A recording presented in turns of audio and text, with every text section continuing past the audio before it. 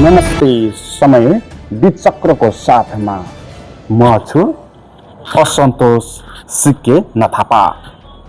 पछिल्लो चरणमा संसद चलाउँदै आएकाहरूलाई हुनसम्म भएको छ भन्नु पो भएको छैन भने चाहिँ भएको छ।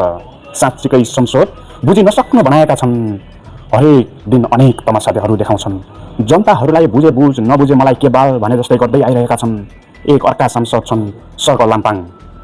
सदनमा लर्ककी फर्क जस्तै गर्छन्। अहिले सरकार उनको लागि चित्र कोर्यो, देख्नेलाई विचित्र चाहिँ भएको छ। यही जोकमा उनी के गर्छन्, के बोल्छन् सम्भवतः उनी आफै भुल्छन् होला पनि। निर्णय मन्त्रालयमा पूर्ण रुदन उरुङ आएका छन्। फेरि कतिको गुड नाइट कसको गुड मर्निङ हुने हो।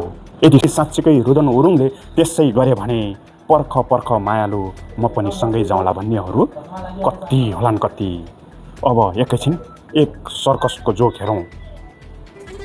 नाच्न नजान्ने आँगन टेढो भनेको सायद यस्तै पात्रको लागि हुनुपर्छ।